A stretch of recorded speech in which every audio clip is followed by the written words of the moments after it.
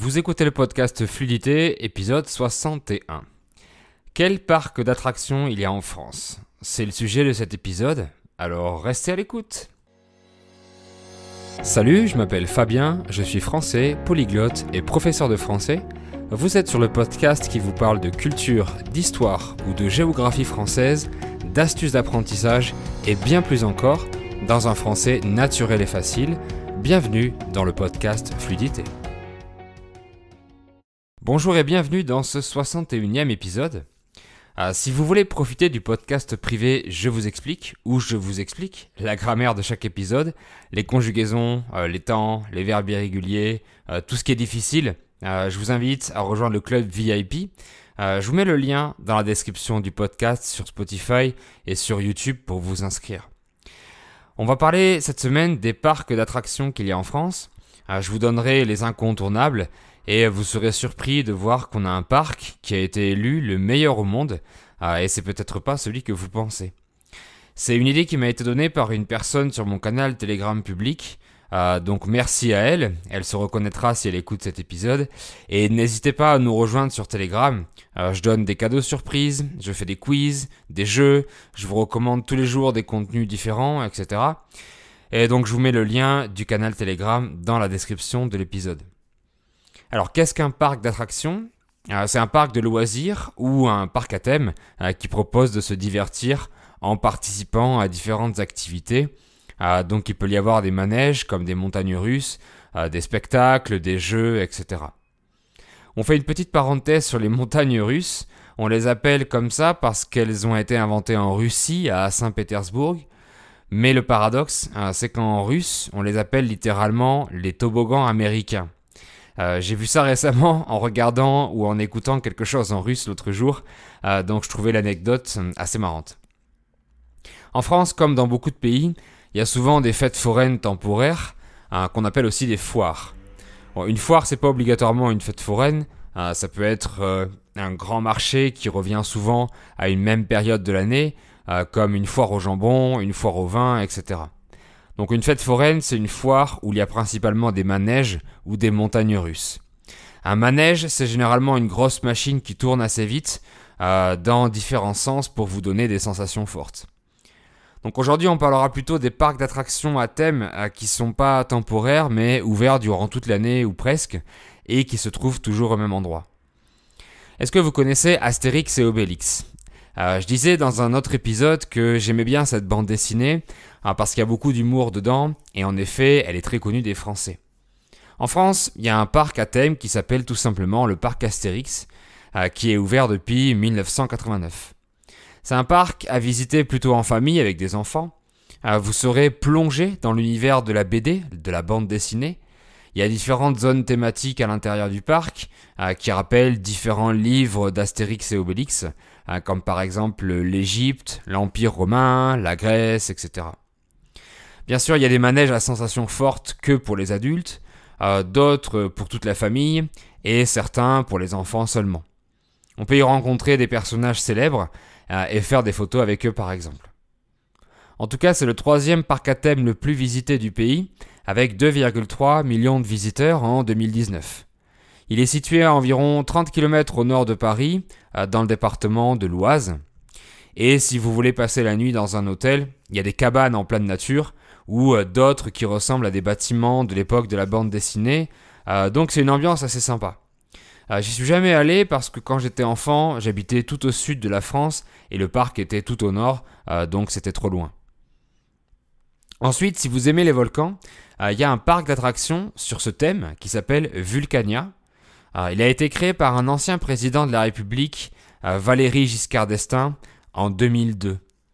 Le parc a aussi un but pédagogique pour enseigner de manière divertissante le monde des volcans et la géologie en général.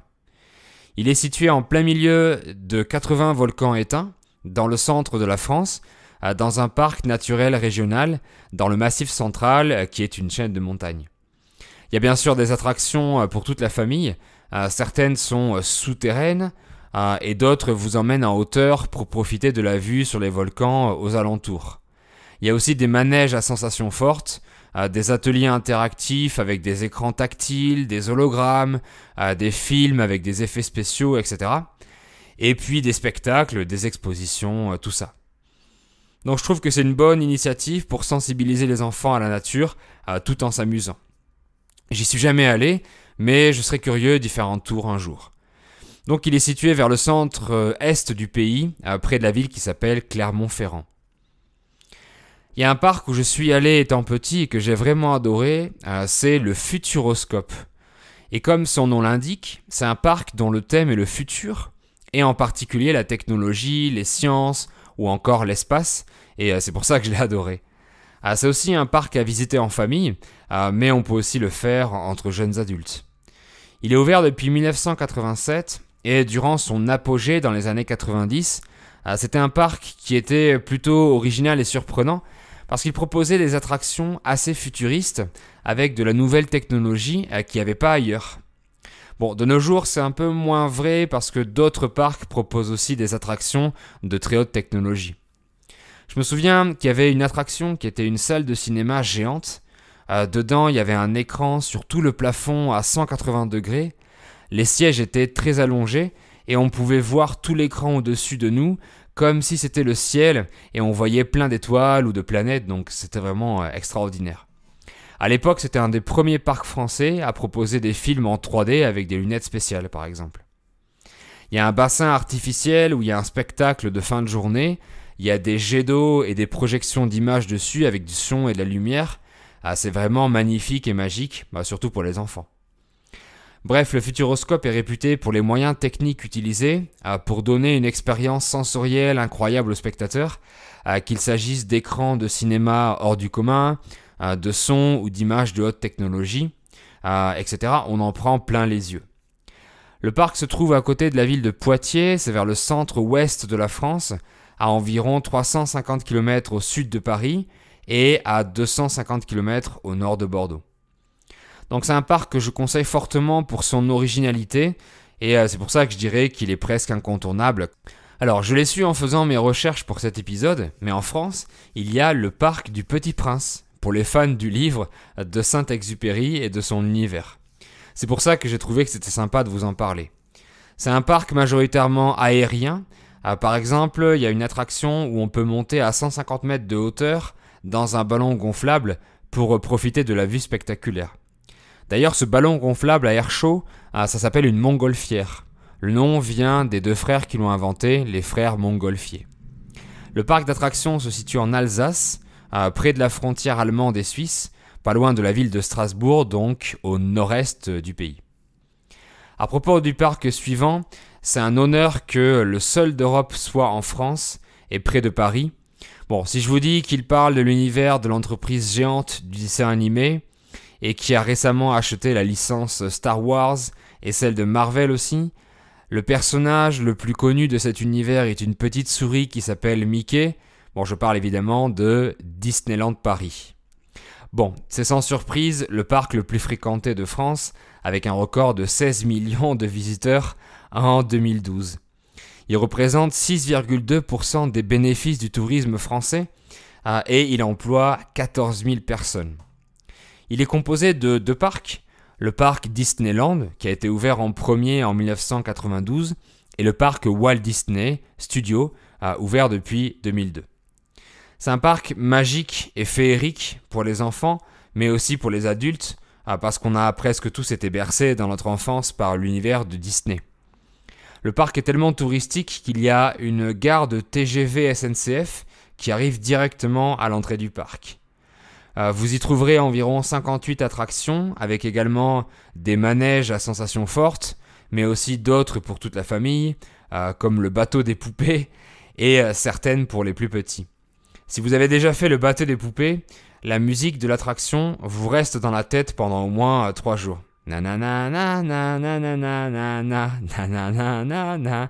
Bref. Il y a aussi des spectacles et surtout des parades. Ce sont des défilés de personnages avec des chars, de la musique, etc. On peut bien sûr faire la queue pour prendre un selfie avec son personnage favori quand on tombe dessus dans le parc. Voilà, je ne vais pas m'attarder plus sur Disneyland Paris parce qu'il est vraiment très connu. Il se trouve à Marne-la-Vallée, à environ 43 km à l'est de Paris. Donc ça fait 40 minutes en voiture et en métro à peu près. Donc je peux aussi le classer dans la catégorie des incontournables. Je vais terminer par la surprise de cet épisode. C'est un parc à thème très spécial, comme on n'en a pas l'habitude de voir. Celui dont je vais vous parler maintenant s'appelle le Puy du Fou.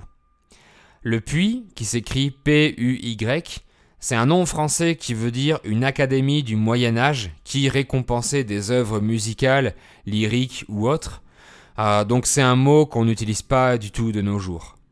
Mais le puits, P-U-I-T-S, c'est un grand trou creusé très profond où on récupérait de l'eau avec un seau à l'époque. Donc le nom du parc, c'est le Puy du Fou, P-U-Y, en relation avec l'Académie du Moyen-Âge, puisque c'est en partie l'univers de ce parc d'attractions. Alors, dans ce parc, il n'y a pas de montagne russe par exemple, ni de manège, mais il y a en majorité des spectacles époustouflants. Donc le thème principal du Puy du Fou, c'est l'histoire. Le premier spectacle a été créé en 1978. C'est un spectacle nocturne, donc de nuit, joué par des bénévoles. Ce sont des gens qui ne sont pas payés, qui font leur travail gratuitement par passion. Et ce premier spectacle raconte l'histoire de la Vendée au Moyen-Âge. C'est le département où se trouve le parc. Et grâce au succès de ce spectacle, on décide de créer un grand parc à côté pour proposer encore plus d'attractions spectaculaires. On crée aussi des villages qui restituent l'ambiance d'une époque, comme par exemple un village du XVIIIe siècle, une cité médiévale ou encore un village du début du XXe siècle. Parmi les spectacles grandioses, il y a par exemple l'histoire d'un village de l'an 1000 attaqué par des vikings avec leurs bateaux, etc. Un autre show met en scène des oiseaux et des rapaces comme des aigles ou des vautours, avec plus de 150 oiseaux qui volent en même temps pour le bouquet final. Le bouquet final d'un spectacle, c'est tout simplement la dernière partie. On peut aussi assister à des duels à l'épée, avec des cascades à cheval durant un spectacle qui se situe au XIIe siècle. Ce sont des spectacles qui sont reproduits généralement dans une arène, et d'ailleurs il y en a un avec des gladiateurs. Et d'autres sont représentés dans la forêt, comme celui qui s'appelle Les Chevaliers de la Table Ronde, mettant en scène Arthur et Merlin. On peut également être dans un spectacle immersif comme celui de la Première Guerre mondiale par exemple. Bref, le parc est fait pour les amoureux d'histoire. Il y a environ 4000 acteurs bénévoles qui animent les spectacles et ça nécessite 28 000 costumes, environ 1000 animaux et plus de 150 jets d'eau par exemple. Il y a des décors qui sont d'une originalité et d'une qualité exceptionnelle. En plus, le parc reverse certains de ses bénéfices à des associations de préservation de l'environnement. Donc pour toutes ces raisons, le parc a été élu meilleur parc du monde en 2012 et encore en 2014 et meilleur parc d'Europe en 2013. Et depuis cette année, c'est le deuxième parc le plus visité de France derrière Disneyland. Évidemment, je vais aussi le mettre dans la catégorie des incontournables. Il se trouve dans le nord-ouest du pays, pas très loin de la ville de Nantes. J'y suis jamais allé et je sais pas pourquoi d'ailleurs, parce que je suis vraiment tenté de le visiter. Je prie pour que ce soit possible en 2022, on verra bien. Mais en tout cas, c'est le premier sur ma liste des parcs à visiter. Le premier, ce sera le Puy du Fou. Dites-moi dans les commentaires quel parc d'attractions vous connaissez en France, ou alors quel parc vous avez envie de visiter grâce à cet épisode. En tout cas, c'est ainsi que je termine pour aujourd'hui. Maintenant, vous savez tout sur les meilleurs parcs d'attractions de France. Je vous mets les liens des sites officiels des différents parcs dans la description YouTube.